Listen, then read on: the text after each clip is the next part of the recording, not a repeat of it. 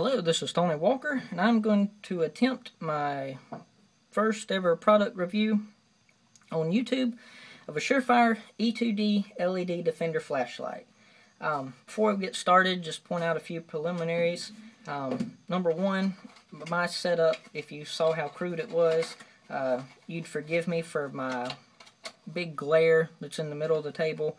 I've got an iPhone pointing down with the flash right here, and my lighting isn't all that great, so hopefully that won't be too much of a distraction. And then the second little preliminary remark I'll make, I'm not sure exactly why when people review Surefire flashlights, they feel the need to impress everybody by how tough they are because they beat up somebody with their Surefire flashlight, and then they proceed to use profanity, slurs, and the occasional vulgarity.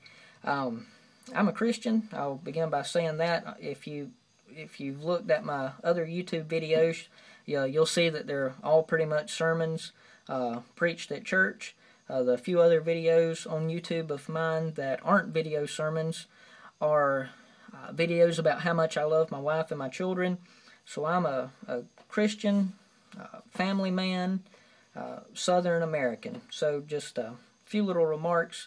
The reason I said that to say this: if you enjoy watching YouTube videos with your children around, like I do, I'll sit on the recliner, pull up the Apple TV, and bring up YouTube and watch Surefire videos. And my 2-year-old daughter, she'll hop up in the recliner with me and say, "Flashlight, flashlight, watch flashlight." And the last thing I want to do is watch a video with my 2-year-old daughter there and having somebody needlessly cussing about a flashlight. So I'll just throw that in there for what it's worth. If you require profanity to watch a YouTube video, there's plenty of them on there, I'm sure. But if you're like me and you wonder why sometimes people are trying to impress other people that they'll never meet a day in their life, then this video is probably safe for you and your family. Hopefully I didn't lose anybody there. A few little things. I won't read you everything on the box. Other YouTube videos do that.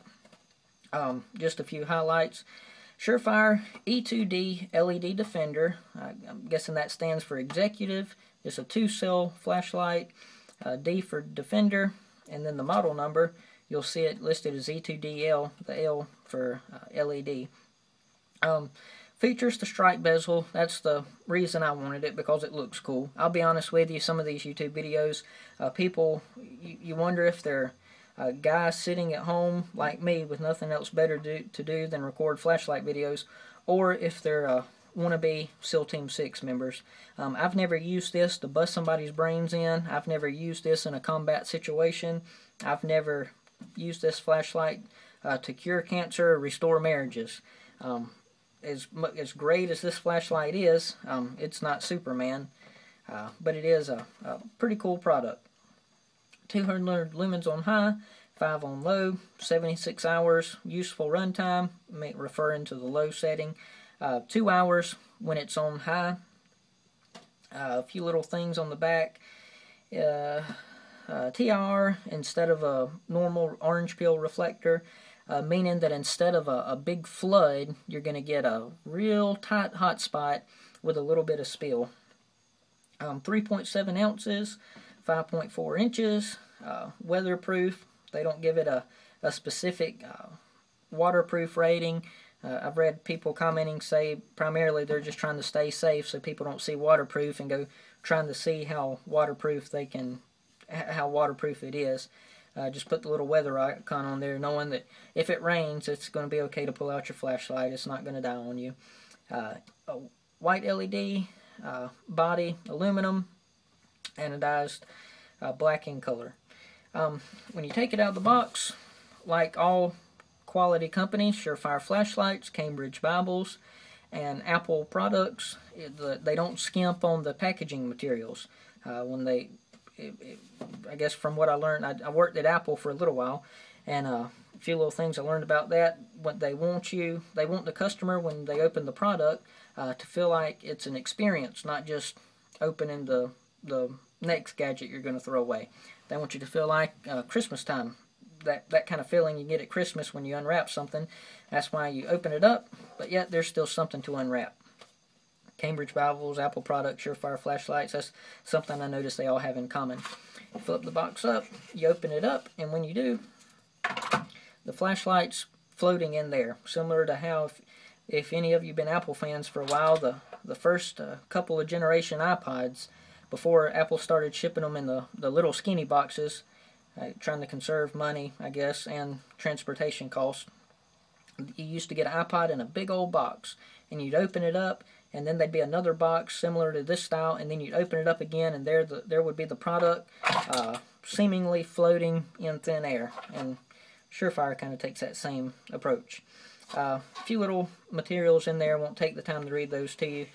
Something about the warranty, something about only using genuine Surefire batteries if you want to have that warranty honored, and then a very simple instruction manual. A few little things I'll point out about it. If you've watched other Surefire videos, I don't know that I can point out anything new to you about it. A few little things I have done to mine is I put a glow-in-the-dark O-ring around this gap in the head of the flashlight. I'm not sure exactly why that little U-shaped gap was around there. I don't know if maybe they put it there thinking people would use it to wrap a lanyard around, or maybe the safety cone, that police, the little orange cone, maybe it snaps over there.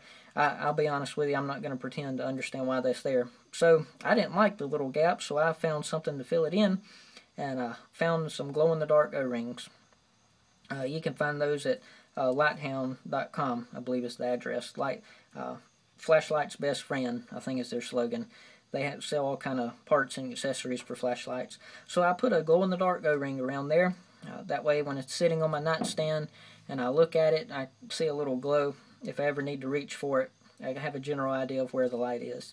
One other thing that I added to it, when you first get a E2D LED Defender, it comes with this clip on it.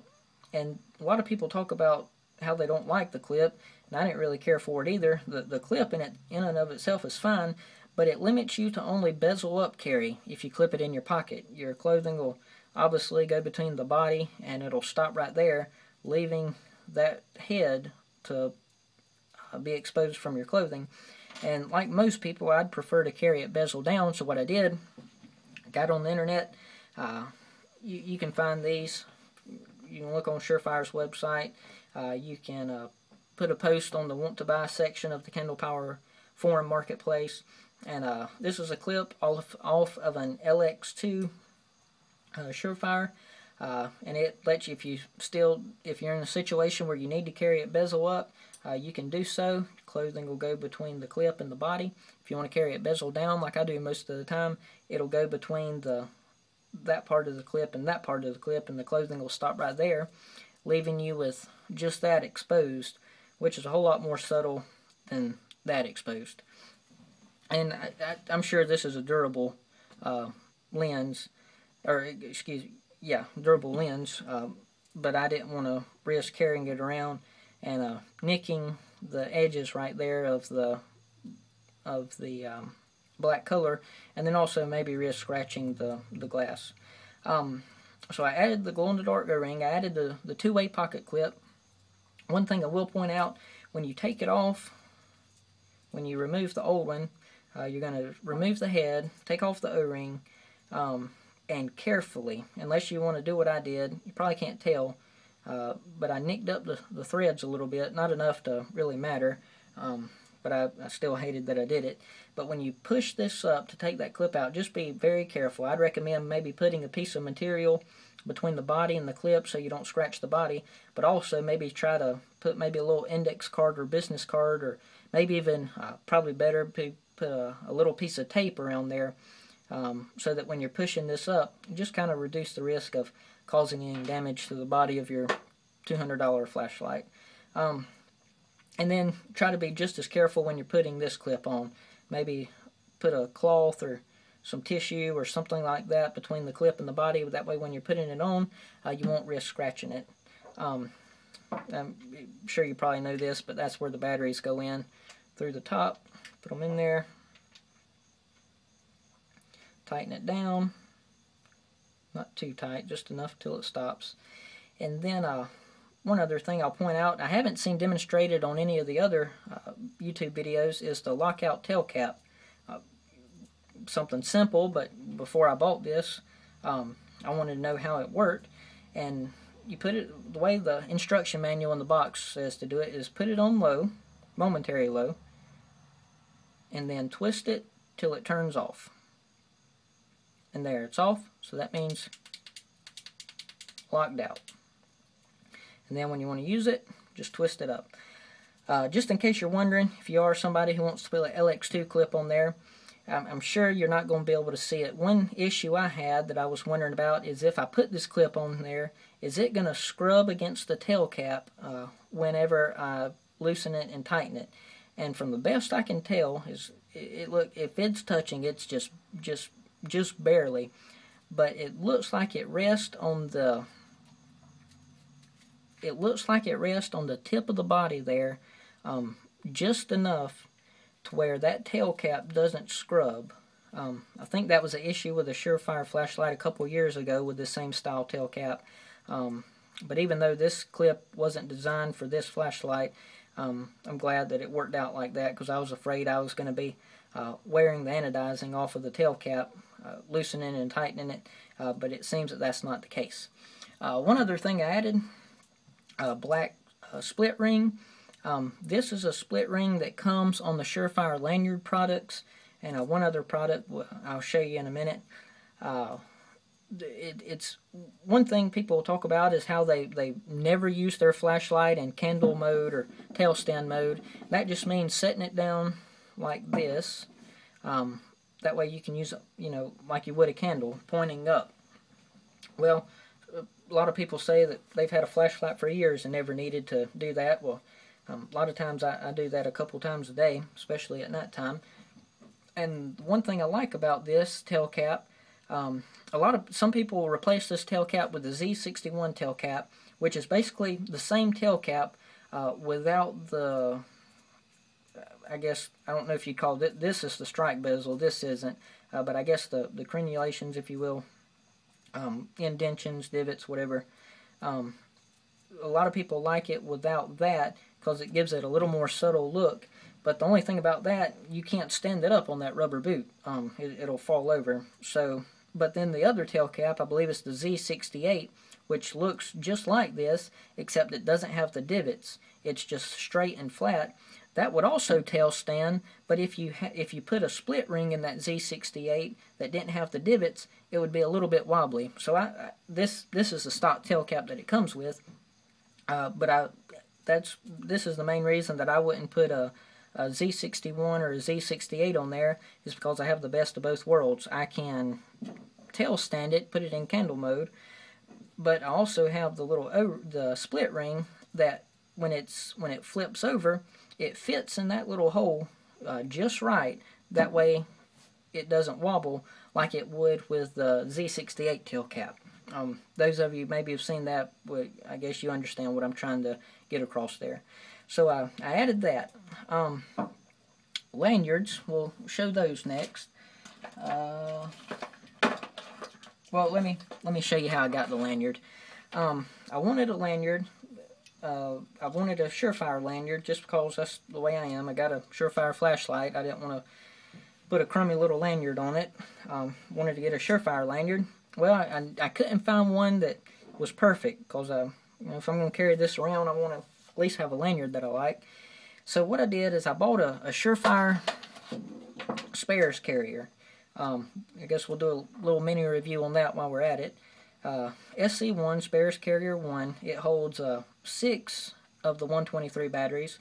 The SC3, I believe, holds 4 of the batteries. It's also, I guess, I don't know if they have any plans of updating this now that you have the LED models, but this was for the days where it holds 6 batteries and also a lamp assembly to put in there when your incandescent lamp, the days before the LEDs, I guess, you could put a spare lamp in there. One of the main reasons I bought this is to get the lanyard. You know, the lanyards are between $13 and $22, I think. the spares carrier I got at a local store for $20. I said, hey, if I'm going to spend 15 bucks or so on a lanyard, might as well spend a few extra dollars and get the spares carrier. Don't know